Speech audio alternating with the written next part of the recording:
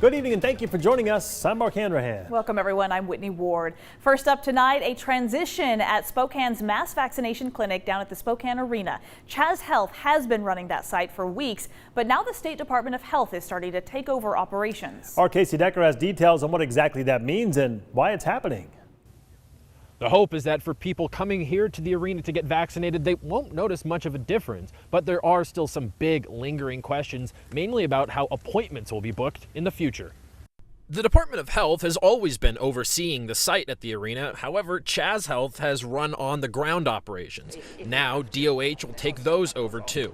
That means they'll coordinate staffing, deal with arena officials directly, and make decisions like when to open and close for the day. The transition is already underway and will be completed by the start of March. Health leaders say this was always part of the plan. Chaz has been leading operations from the beginning, and that was ideal considering that they already had plans in place with the Spokane Arena. So we were able to move forward very quickly with them setting the groundwork for the vaccine clinic, and that has all been done from the very beginning under DOH's direction. So now, as was planned, DOH is taking a more active role in the operations, which will allow for more community providers to assist. The transition will also allow Chaz to focus on vaccinating their own patients, especially those in underserved communities. As of right now, appointments are still booked through the Chaz site, but we don't currently have answers on whether that will continue to be the case in the long term. We do know that next week, the focus will shift to giving out second doses. Those are scheduled at the site when you first get your dose, so this will likely mean fewer appointments will be available for future first doses. Chaz says they're working to make the handoff seamless. Anything that was scheduled through our system will simply, be providing that information to Department of Health so that that process is smooth for patients coming on site to get their second doses.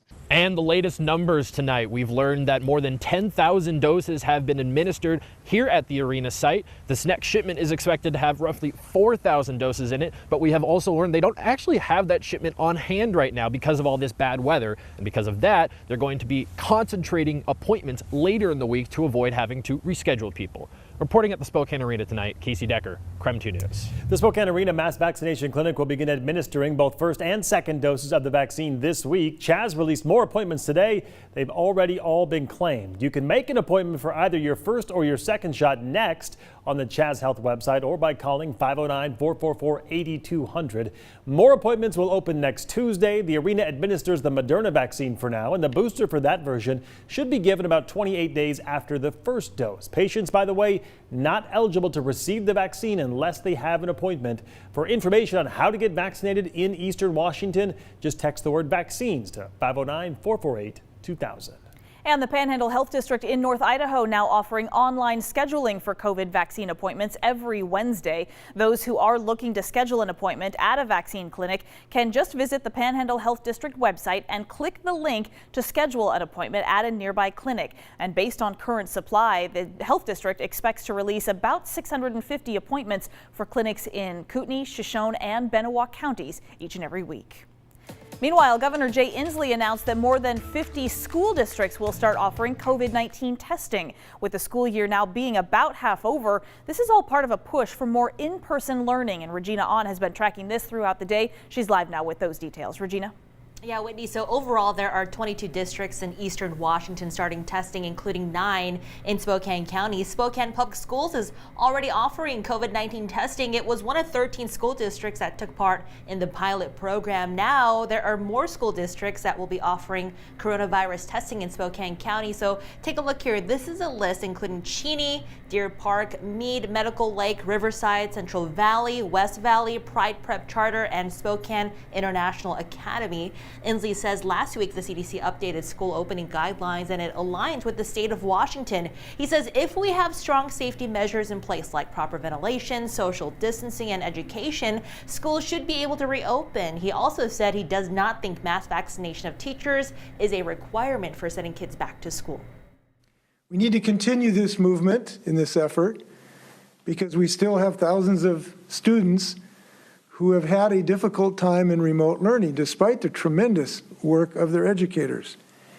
And we've been working with our local departments of health and our state Department of Health to share tools to be made available to schools so that they can have increasing confidence to return to school settings.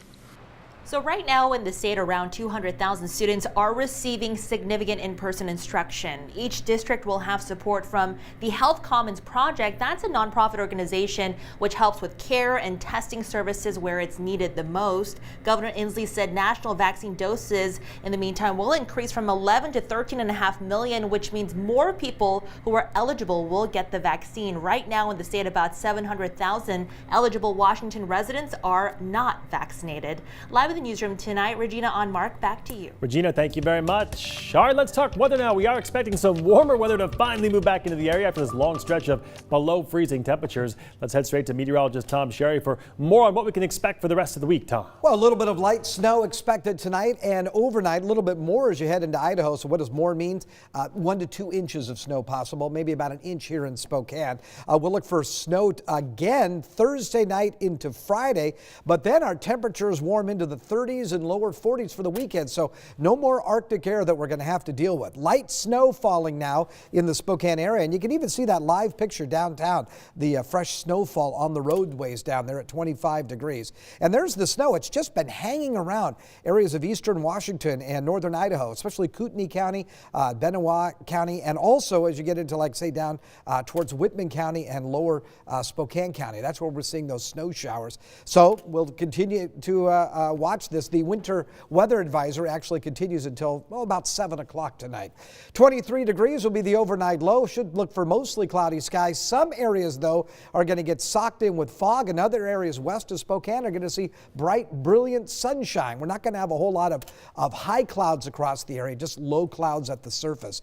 For the weekend, there's the warmer weather that I talked about. Snow Saturday night into Sunday morning, changing to rain as Sunday's daytime high climbs to 42 degrees. I'll check your 10-day forecast in just a few minutes. All right, Tom, thank you very much. Ever since the massive Babb Road wildfire ripped through Malden and neighboring town of Pine City, those communities have remained hopeful that help would eventually come. But help recently fell short from FEMA.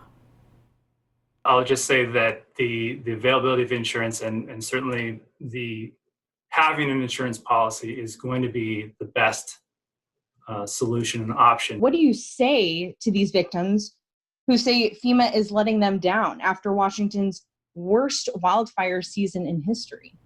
As these communities try to move forward, KREM 2's Amanda Rowley presses FEMA for answers. You can hear his answer to that question. We've got the full story coming up here in about 10 minutes. Looking forward to that one. Meantime, Spokane County has seen a downward trend in most COVID-19 metrics in recent weeks, including hospitalizations and daily new cases. Coming up, we'll hear from Spokane County's interim health officer about why we're now seeing this downward trend.